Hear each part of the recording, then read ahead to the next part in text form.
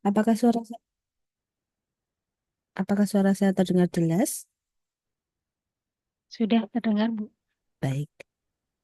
Baik, Assalamualaikum warahmatullahi wabarakatuh. Selamat pagi dan salam sejahtera saya ucapkan kepada semua peserta yang sudah hadir dan meluangkan waktu pada pagi hari ini. Semoga acara ngobris kita pada pagi hari ini tanggal 15 November 2024 bisa diberikan kelancaran sampai dengan akhir acara nanti. Eh, Baik, sebelum saya mulai acara, saya akan membacakan terlebih dahulu susunan acara kita pada pagi hari ini. Yang pertama adalah pembukaan, kemudian setelah itu penyampaian materi, diskusi dan tanya jawab, penyerahan sertifikat narasumber secara simbolis, kemudian penutup. Dan untuk topik kita hari ini, nantinya akan ada diseminasi penelitian dengan judul optimalisasi waktu ekstraksi dengan metode ultrasound assisted extraction terhadap kandungan senyawa flavonoid dan fenolik daun kayu bulan oleh Bu Rizka Salsabila Firdausa dari Prodi Farmasi. Em, Betul ya Bu Rizka ya, judulnya itu ya. Iya, betul, Bu. Baik. Ya, untuk menyingkat waktu, sebelum kita penyampaian materi, maka akan lebih baik kalau kita buka acara kita hari ini dengan membaca doa sesuai dengan agama dan keyakinan masing-masing. Baik, berdoa, mulai.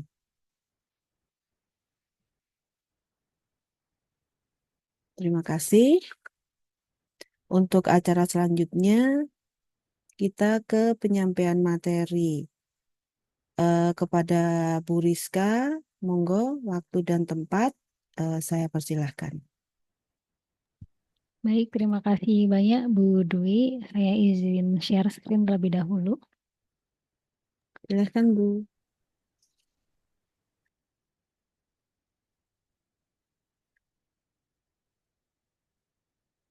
Apakah sudah nampak di layar, Bu?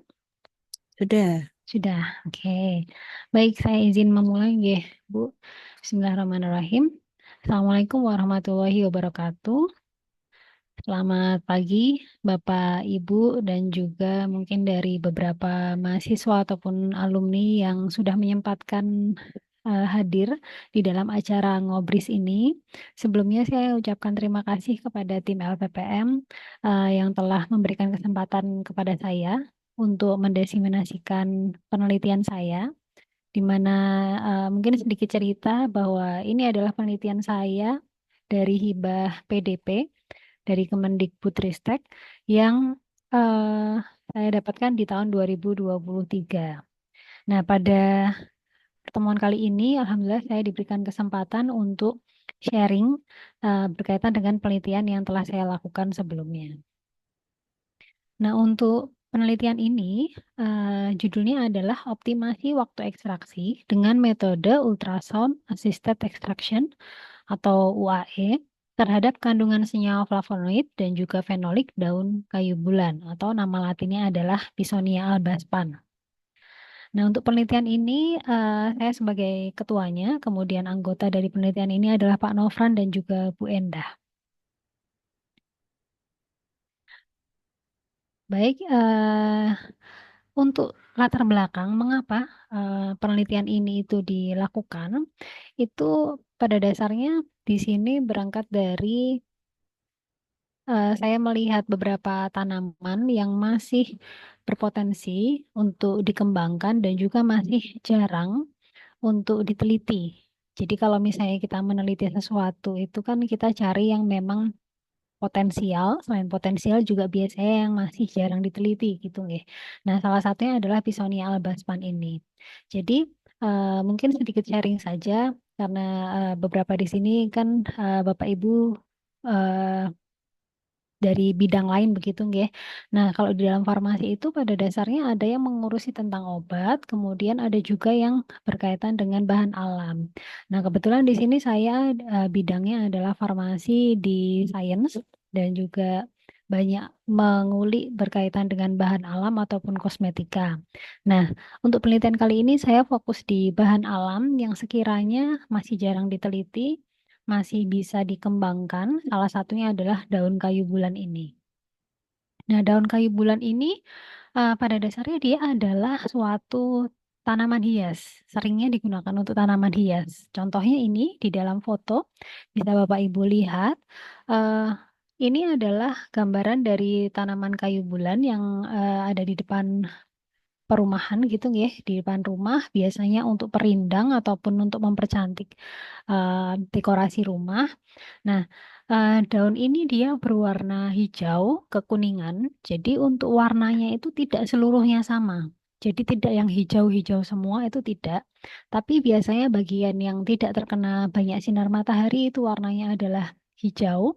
Kemudian semakin ke ujung itu dia warnanya adalah kuning. Jadi ada gradasi warna antara hijau dengan kuning seperti itu.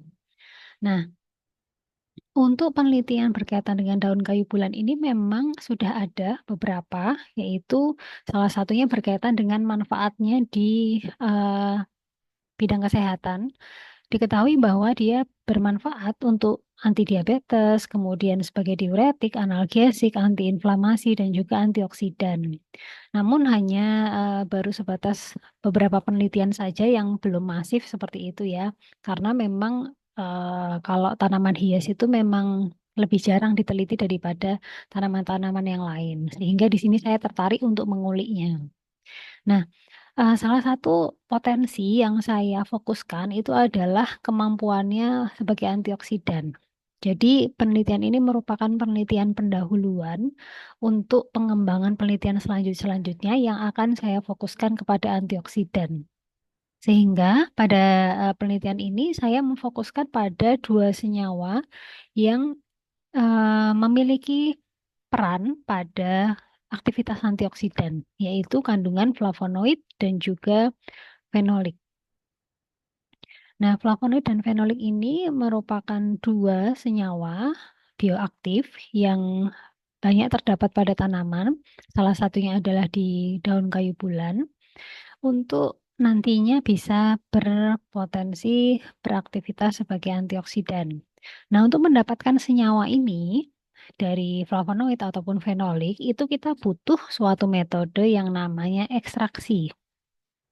Ekstraksi berarti kan kalau ekstraksi itu kan mengambil ya, mengambil dari suatu tanaman yaitu daun kayu bulan ini kita ambil dengan suatu pelarut. Pelarut yang digunakan pada penelitian ini adalah etanol.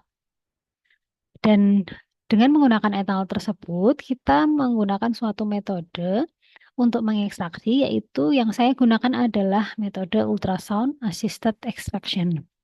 Jadi ini merupakan metode yang sederhana dan lebih modern dibandingkan dengan metode yang lainnya dan memiliki banyak kemanfaatan. Di sini saya pilih eh, metode ini dengan menggunakan variasi waktu ekstraksi.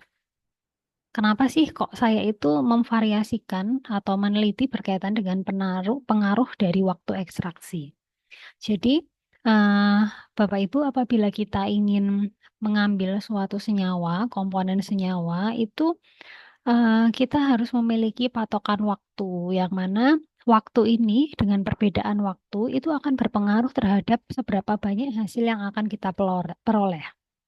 Nah, jadi kita perlu eh, menentukan atau mendapatkan suatu waktu yang optimal. Jadi waktu yang optimal itu dengan harapan dia hasil yang didapatkan adalah yang terbaik begitu ya, yang paling tinggi kadarnya.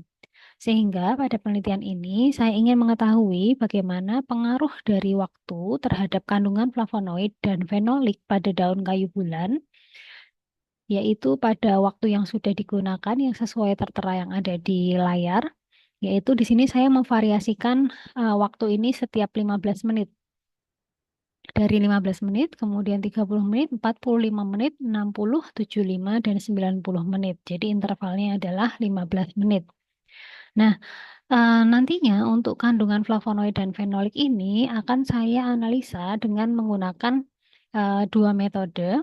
Untuk secara kualitatifnya saya gunakan metode KLT dan untuk secara kuantitatifnya atau kadarnya itu dengan menggunakan spektrofotometri UV vis.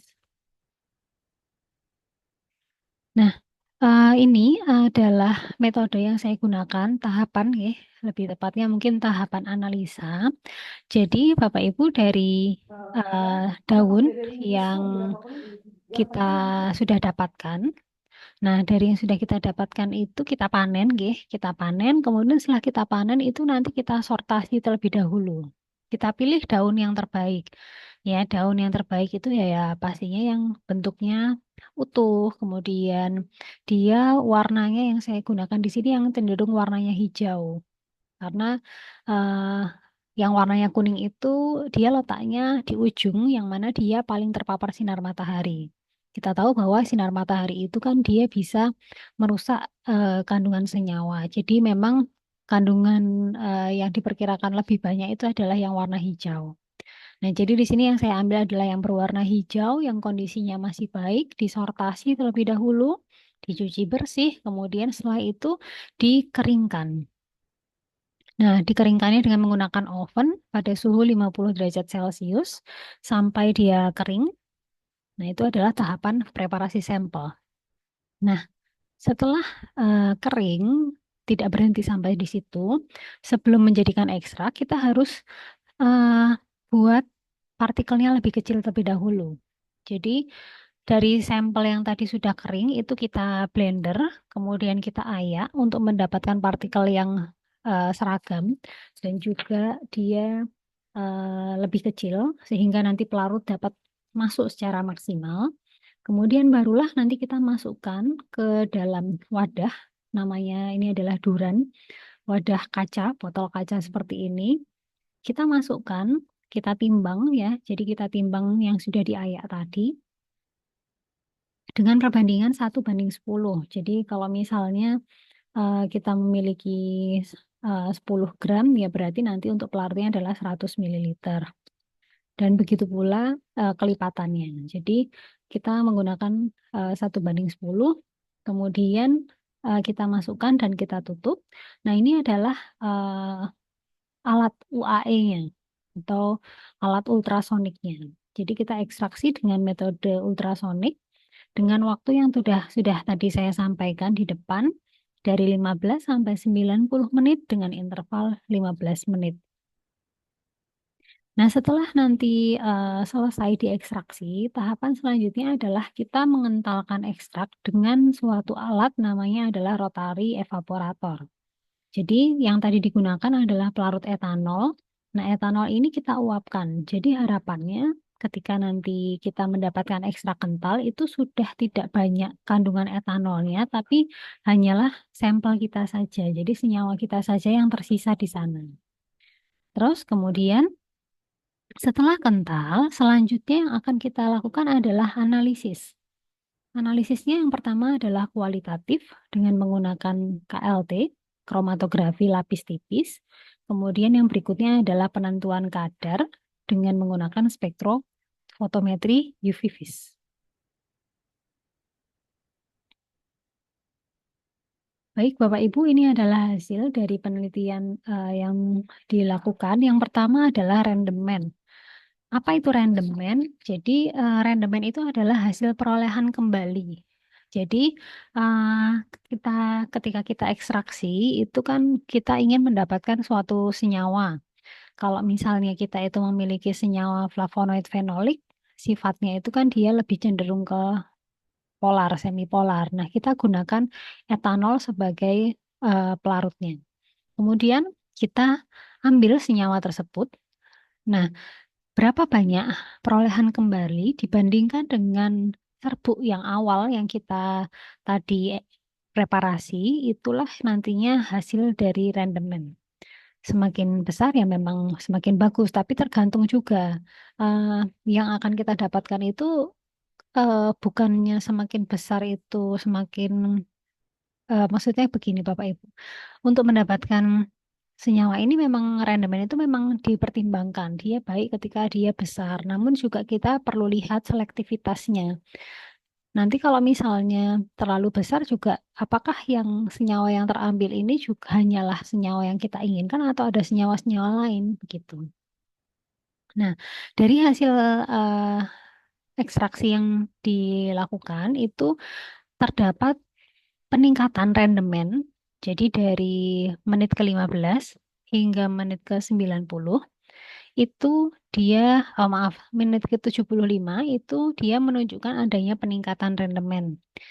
Nah, hal ini menunjukkan bahwasannya semakin lama waktu ekstraksi, maka jumlah yang terekstraksi juga akan semakin banyak. Karena adanya interaksi antara pelarut dengan senyawa kita itu dia akan semakin lama. Jadi semakin banyak yang terambil. Tapi ada kondisi di mana pada menit ke-90 ini turun.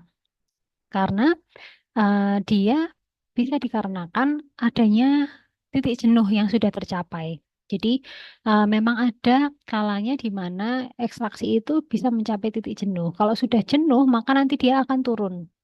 Namun dalam penelitian ini karena saya hanya melakukan sampai 90 menit, maka kita memang belum tahu ya Bapak Ibu apakah semakin turun terus-menerus atau tidak. Tapi berdasarkan referensi penelitian yang sudah-sudah itu memang nantinya dengan adanya kejenuhan tersebut dia nanti akan semakin turun. Meskipun di sini kalau kita lihat antara 75 sampai 90 ini turun tapi tidak secara signifikan. Kemudian berikutnya adalah hasil dari KLT menggunakan metode, maaf, hasil dari KLT, metodenya adalah kromatografi lapis tipis. Jadi KLT ini merupakan salah satu metode yang cukup akurat untuk mengetahui ada tidaknya senyawa dalam suatu sampel. Jadi contohnya seperti ini. Ini adalah gambaran dari sampel kita yang tadi ekstrak pertama hingga ke-6 dengan 6 waktu yang berbeda. Kita bandingkan dengan standar. Standar itu senyawanya murni.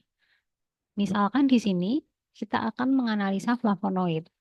Salah satu flavonoid yang akan kita analisa adalah jenis quercetin. Nah, dari quercetin itu kita gunakan sebagai standar. Nah, standar ini dia adalah senyawa murni yang memang hanya quercetin itu saja. Nah, selanjutnya di sini kita akan bandingkan dengan ekstrak kita. Kita bisa memutuskan senyawa tersebut, ya, senyawa yang kita miliki, sampel kita, itu mengandung quercetin atau tidaknya itu berdasarkan nilai retensinya. Ya, jadi dari nilai RF, jadi waktu retardasi, faktor retardasi itu dia merupakan suatu ukuran di mana dia itu memperlihatkan jarak tempuh antara sampel ya yang dibawa oleh pelarut. Nah, Bapak Ibu bisa lihat di dalam layar, ini adalah hasil KLT-nya. Untuk yang A, ini adalah penampakan dengan lampu visible, lampu putih seperti itu yang biasa. Kemudian yang B ini adalah lampu UV. Kemudian yang C ini adalah lampu UV juga, hanya saja berbeda panjang gelombangnya. Di sini 254 dan yang C adalah 366. Nah, ini adalah sistem yang digunakan. Fase diamnya adalah silika gel, kemudian fase geraknya adalah etanol, etil asetat, dan kloroform yang digabungkan dengan perbandingan 1,5, 2, dan juga 8,5. Nah, dari hasil yang diperoleh, Bapak Ibu bisa melihat di dalam layar bahwasannya terdapat suatu noda yang sejajar antara eh, quercetin. Quercetin ini ada di nomor 1. Kemudian nomor 2 ini adalah ekstrak yang 15 menit, kemudian ini 30 menit, dan seterusnya hingga nomor 7. Nah, di sini ada yang sejajar. Namun memang kalau misalnya kita lihat di visible itu memang tidak terlalu terlihat Bapak Ibu. Tapi kalau misalnya kita lihat di 254 itu ada suatu fluoresensi yang ditimbulkan oleh sampel. Jadi memang untuk melihat apakah dia itu memiliki senyawa yang sama atau tidak dari nilai RF-nya itu kita bisa lihat di bawah lampu UV. Nah, ini adalah yang C ini adalah di 366. Nah, jadi dari hasil eh, elusi dengan menggunakan sistem fase diam dan fase geraknya di sini diperoleh bahwa terdapat RF yang sama. Kita lihat di sini ini sejajar semua ya Bapak Ibu. Kita bisa hitung nilai RF-nya. Jarak tempuh untuk RF yang quercetin ini adalah 0,5875, di mana ini didapatkan dari jarak tempuh sampel dari bawah totalan ini sampai ke tengah, dibandingkan dengan total jarak tempuh dari pelarutnya. Jadi dari sini, dari bawah ini sampai ke garis atas. Didapatkan hasil RF sebesar 0,5875 dan karena ini semuanya sama, maka RF dari ekstrak pun juga sama, yaitu 0,5875. Nah, dari hasil RF yang sama, maka dapat disimpulkan bahwa ekstrak etanol daun kayu bulan yang diekstraksi pada setiap waktu mengandung senyawa flavonoid dan di sini yang kita lihat adalah quercetin. Kemudian berikutnya adalah hasil KLT fenolik. Jadi yang tadi adalah flavonoid. Nah, ini fenolik. Nah, ini sama ya Bapak Ibu. Untuk prinsipnya hanya saja yang kita gunakan pembandingnya untuk fenolik ini adalah asam galat. Jadi, asam galat di sini itu digunakan sebagai standar untuk fenolik dan ini adalah fase diam dan fase gerak yang digunakan pada penelitian ini. Fase geraknya berbeda dengan yang tadi, yaitu N-heksan, etil asetat, dan etanol dengan perbandingan 1:8:1. Nah, ini adalah RF-nya, Bapak Ibu. Ini ada yang sejajar, namun ada juga yang sedikit lebih tinggi ataupun rendah. Nah, selama perbedaannya itu dia tidak terlalu signifikan, jadi sekitaran 0,2 tidak mencapai 0,2 begitu itu masih dinyatakan senyawanya sama. Jadi diperkirakan di dalam sampel daun kayu bulan pada masing-masing ekstrak itu dia mengandung senyawa fenolik berupa asam galat. Itu nih Bapak Ibu ini adalah hasil dari KLT fenolik. Jadi secara kualitatif kita sudah tahu bahwa di dalam daun kayu bulan, oh dia itu mengandung senyawa fenolik dan juga flavonoid. Namun kita belum tahu berapa kadarnya, masing-masing itu belum tahu.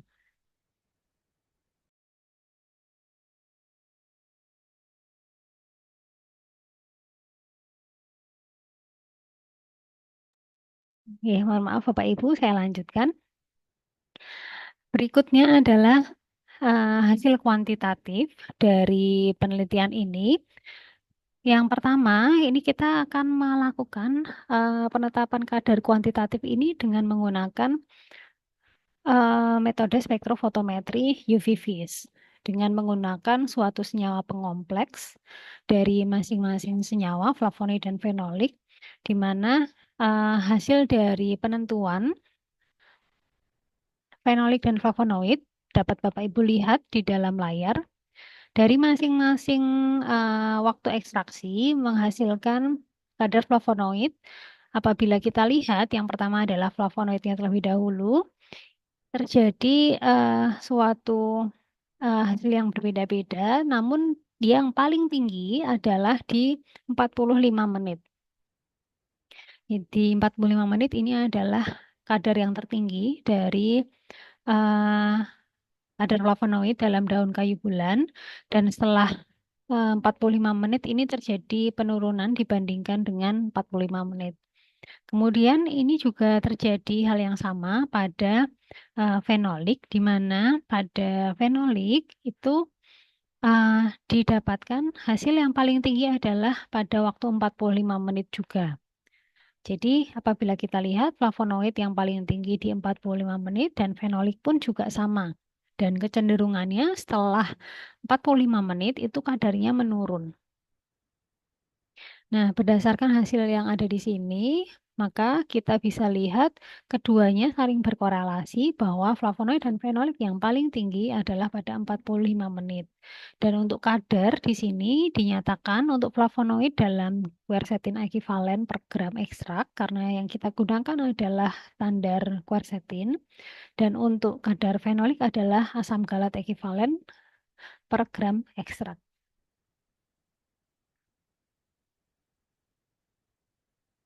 Nah, berikutnya ini adalah gambaran ya Bapak Ibu bahwasannya tadi itu kan kita lihat pada menit ke-15 sampai 45 menit itu dia peningkatan, tapi ada juga yang fluktuatif gitu ya, tapi tidak secara signifikan. Sedangkan untuk yang paling tinggi adalah di 45 menit dan setelah itu dia mengalami penurunan. Nah, apa yang sebenarnya terjadi pada ekstraksi ini sehingga terjadi suatu kadar yang berbeda-beda? Jadi ini adalah gambaran, yang terjadi dalam ekstraksi menggunakan metode UAE, Bapak Ibu. Kita lihat di sini bahwa sampel itu kan kita, eee, ekstraksi dengan ultrasonik. Nah, ultrasonik ini dia merupakan suatu gelombang yang mana akan menghasilkan suatu, eee, bubble atau suatu gelembung. Gelembungnya ini adalah namanya gelembung kavitasi. Jadi gelembung kavitasi yang terbentuk ini nantinya akan memasuki sel dari tanaman itu, dari daun kayu bulan. Kemudian kita lihat di sini, ketika kita lihat selnya ini misalkan kita ambil salah satunya, dengan adanya gelombang yang tadi, maka dia akan merusak dinding selnya. Jadi merusak dinding sel sehingga nantinya akan bolong gitu nggih. Jadi sel yang tadinya utuh nanti dia akan dimasuki oleh gelembung kavitasi dan dia akan memecah dinding selnya. Nah, ketika dia itu berlubang, si selnya tadi itu, sehingga isi dalamnya ini, yang dalamnya ini adalah komponen bioaktif, ini akan keluar. Nah, ini adalah, eee, mekanisme bagaimana sih kok bisa UAE ini menghasilkan suatu, ekstrak yang mana dia tertarik si flavonoid dan juga fenoliknya. Hanya saja memang, karena kita menggunakan pelarutnya adalah, etanol dan ini adalah tahap pertama untuk ekstraksi, maka yang didapatkan itu sebenarnya tidak hanya flavonoid, fenolik saja, tapi sebenarnya masih ada juga senyawa-senyawa yang lain. Untuk mendapatkan yang murni, maka tentu kita membutuhkan, fase atau step yang lebih banyak lagi untuk mendapatkan senyawa yang murni. Tapi karena ini adalah penelitian pendahuluan, maka bisa kita, gunakan, ekstrak tersebut dan menentukan kadar flavonoid dan fenolik, yang mana berdasarkan penelitian ini, waktu yang paling mendapatkan hasil tertinggi dari flavonoid dan fenolik adalah 45 menit. Nah, kemudian, eee, ini berkaitan dengan penelitian yang dilakukan oleh Anne Gouda pada tahun 2010, di mana lamanya proses ekstraksi itu dapat menyebabkan degradasi luas difusi, laju difusi, dan peningkatan jarak difusi, sehingga dapat menurunkan hasil kadar fenolik dan flavonoid. Jadi itulah mengapa tadi setelah 45 menit itu cenderung menurun gitu nggih untuk hasil kadarnya. Jadi, di sini kita dapatkan berdasarkan penelitian ini, analisis kualitatif dan kuantitatif, semua ekstrak mengandung senyawa flavonoid dan fenolik dengan kadar tertinggi ditujukan pada waktu ekstraksi 45 menit, yaitu untuk quercetin adalah 6,345 plus minus 0,009 miligram quercetin ekivalen per gram ekstrak dan untuk asam galatnya, untuk fenoliknya adalah 15,6438 plus minus 0,019 miligram gallic acid ekivalen per gram. Begitu Bapak Ibu, kiranya cukup untuk hasil penelitian yang saya lakukan. Untuk selanjutnya, rencananya akan dikembangkan lebih lanjut, bisa dalam bentuk penelitian berkaitan dengan faktor-faktor lain karena faktor yang mempengaruhi ekstraksi itu tidak hanya satu, ataupun juga bisa digunakan untuk pengembangan yang berikutnya berkaitan dengan analisis antioksidannya. Baik, begitu Bapak Ibu sekiranya yang bisa saya sampaikan, kurang lebihnya mohon maaf. Terima kasih. Assalamualaikum warahmatullahi wabarakatuh. Saya kembalikan ke Bu Dwi Kartika. Baik, terima kasih sekali, Bu Rizka. Pengajiannya sangat menarik sekali ya. Untuk selanjutnya kita ke sesi tanya jawab. Untuk Bu Rizka, apakah ada pertanyaan dari peserta? Silahkan bisa open mic atau kalau tidak dituliskan di chat box. Oh ya, untuk di chat box ini ada satu pertanyaan, sudah ada satu pertanyaan dari Bu Ike Wuri. Sangat menarik sekali penelitiannya. Jadi beberapa kali saya mendengar senyawa flavonoid sering digunakan dalam penelitian kefarmasian. Apa yang membedakan flavonoid dengan senyawa bioaktif lain dalam penelitian kefarmasian? Dan apakah flavonoid ini dapat digunakan sebagai atau dapat dianggap sebagai gold standar dalam pengembangan obat berbasis tanaman? Terima kasih. Monggo Bu Rizka. Baik, terima kasih Bu Dwi. Baik Bu Ike, terima kasih banyak atas pertanyaannya. Saya izin mencoba menjawab.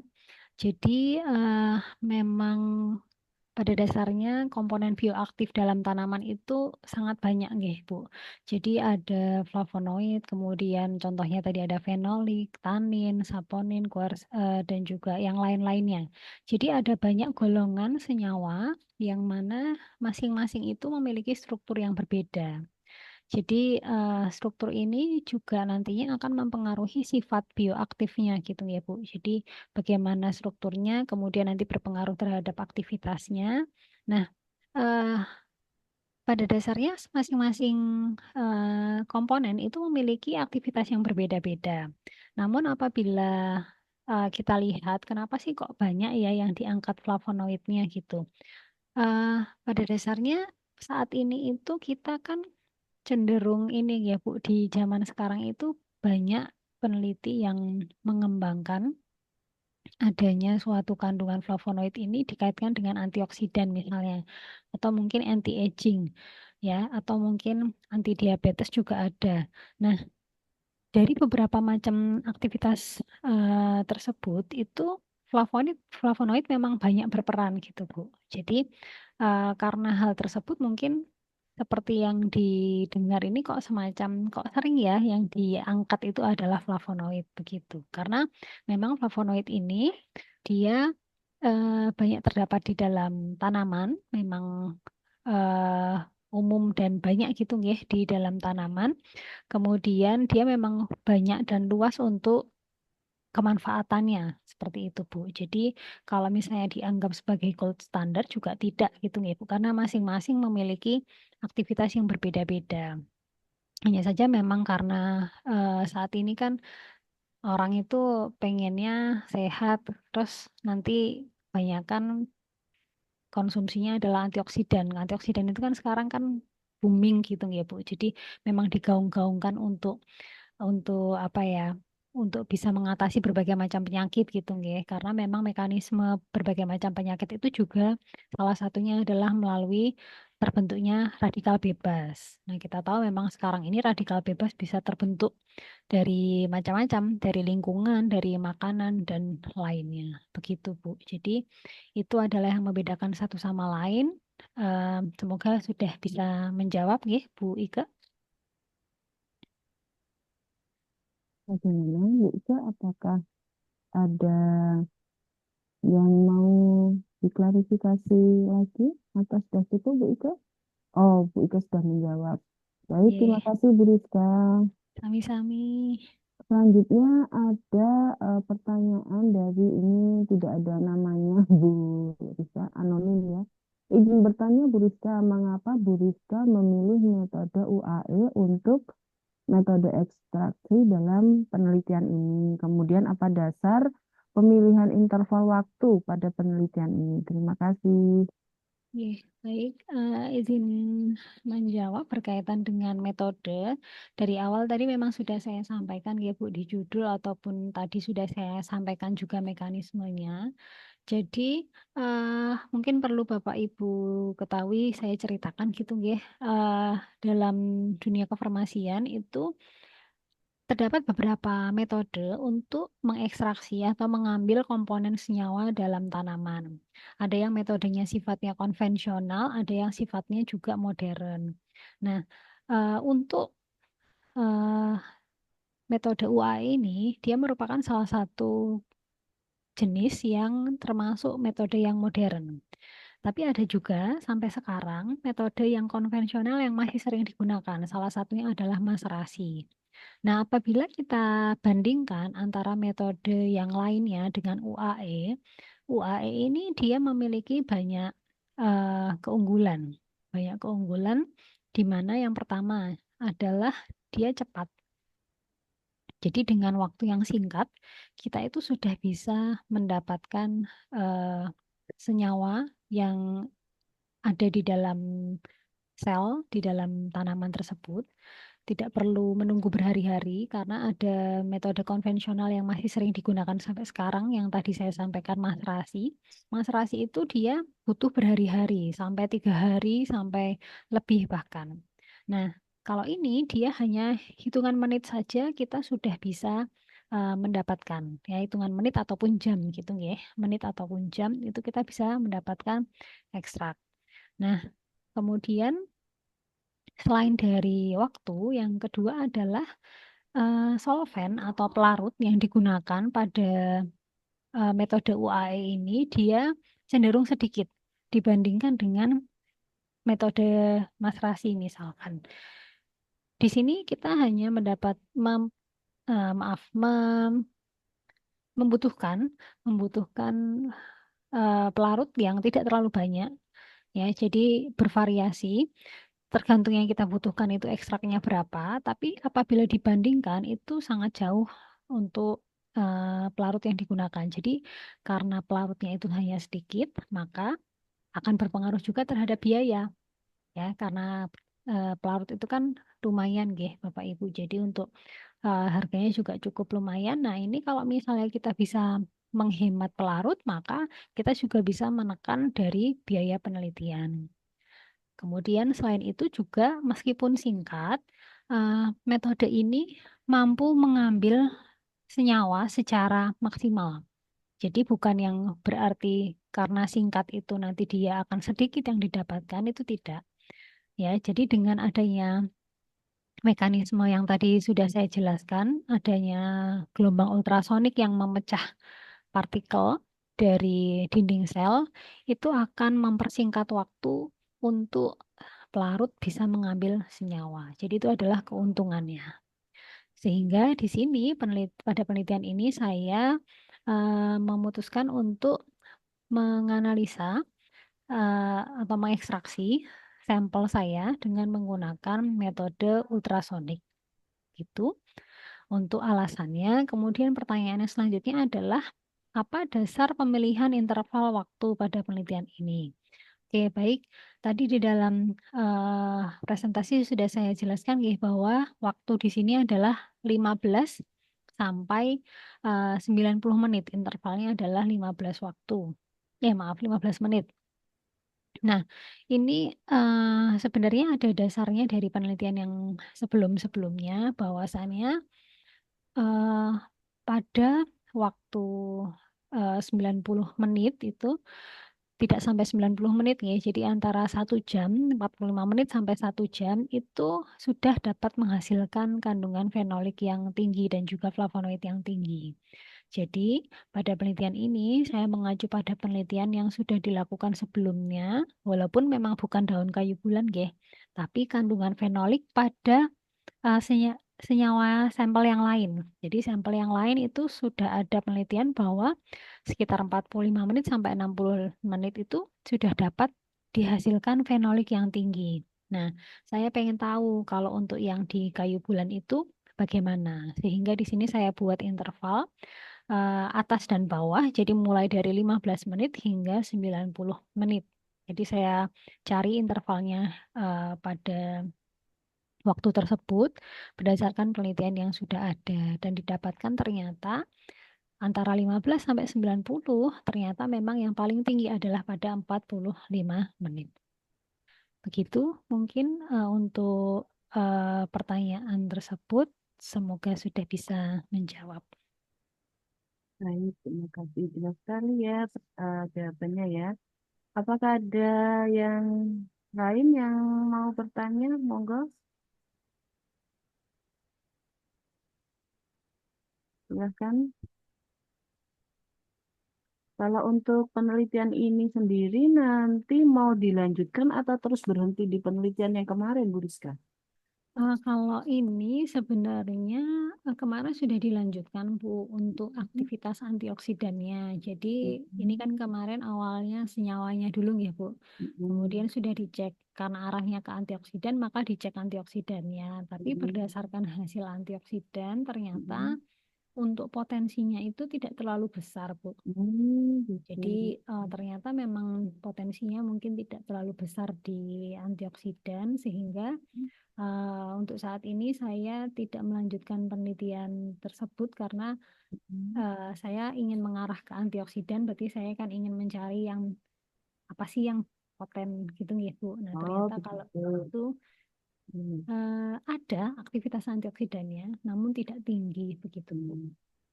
Berarti kalau beberapa penelitian kefarmasian itu memang misalnya ingin mencari antioksidan itu kayak melihat potensi-potensi atau oh daun ini seperti apa nih perlu saya teliti gitu-gitu ya Bu ya. Bisa Kemudian Bu. memang kayak berarti novelty-nya di situ ya nyari nyari nyari gitu ya. Ya, Kemudian mungkin nanti dibandingkan, diambil, dikombinasikan seperti itu ya. iya betul Bu. Kalau Hmm. di penelitian sains memang banyak yang seperti itu. Iya, Kalau iya, iya. memang belum banyak diteliti gitu ya Bu. Tapi Hmm. ada Hmm. juga sih yang memang eh, yang saat ini banyak itu misalkan saya saat ini Hmm. melanjutkannya adalah bunga telang. Bunga Hmm. telang itu kan sudah booming ya Bu. Itu kan sudah Hmm. banyak diteliti. Hmm. Nah, tapi pasti ada celah-celah juga Bu yang sekiranya Hmm. dia itu belum dikulik bagian itu gitu. Jadi Oh, iya, iya. bisa juga dicari celah pada penelitian-penelitian itu berdasarkan yang sudah ada itu apa sih yang sudah pernah gitu ya. Nah, yang belum pernah Hmm. dan memang penting untuk diketahui itulah yang Hmm. nantinya bisa dijadikan topik gitu, Bu. Baik. Berarti ini baru kalau kalau saya melihat sampai misalnya dia bisa menjadi sebuah produk atau misalnya obat berbasis tanaman dan sebagainya itu kan nanti masih panjang ya jalannya ya. Nanti Iya, ada uji toksisitas, ada dosis dan sebagainya ya. iya, betul, Berarti ini Bu. memang baru yang awalan ya, pasif Iya, pencarian bahan karakteristik seperti itu, nggak? iya, betul, Bu. Betul sekali.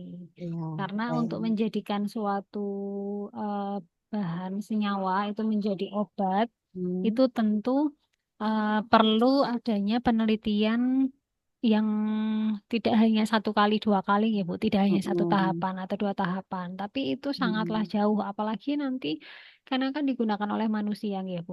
Nah itu mm-mm, tentu ujinya itu mulai dari formulasinya dulu, dari zat mm-mm, aktifnya dulu, kemudian mm-mm, selanjutnya nanti kita akan uji coba, biasanya uji cobanya mm-mm. ke hewan uji Iya, begitu Bu. iya, Dari betul. hewan uji nanti bagaimana hasilnya, barulah Mm. nanti kita lihat untuk efek-efek sampingnya, apakah Ada memungkinkan ada efek alergi gitu samping, ya. ya Hmm, macam-macam gitu Bu. hmm. Itu nanti banyak macamnya. Jadi memang untuk mendapatkan suatu obat itu memang perjalanannya memang panjang, betul. Iya, betul, betul. Baiklah. Oke. Terima kasih untuk ilmu barunya, Bu Oke, Rizka. Bu. Apabila tidak ada yang ditanyakan lagi, Oh, ini eh, sepertinya ada satu, Bu. ada satu lagi ya. Baiklah.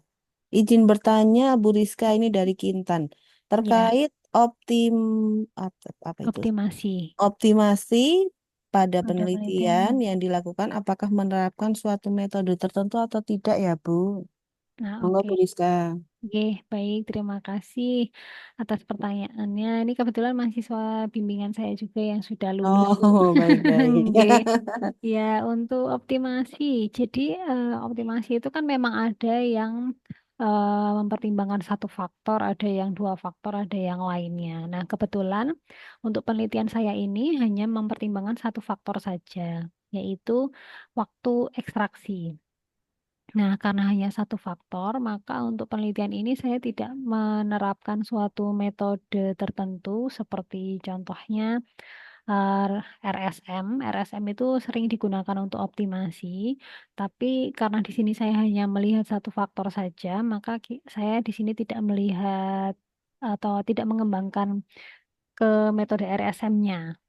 Jadi biasanya rencananya sih kalau misalnya untuk yang penelitian yang selanjutnya saya akan menggunakan metode RSM untuk mempertimbangkan banyak faktor pada ekstraksi. Contohnya, misal selain waktu, saya bisa menganalisa juga berkaitan dengan pelarutnya yang beda-beda, kemudian bisa juga dari suhu ekstraksi itu sangat memungkinkan untuk diteliti dan bisa menggunakan suatu metode tertentu seperti RSM.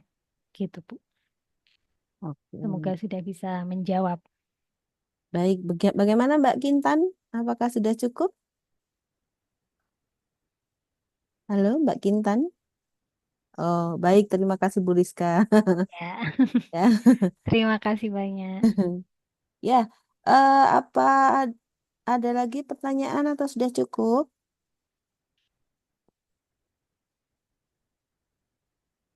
Silahkan.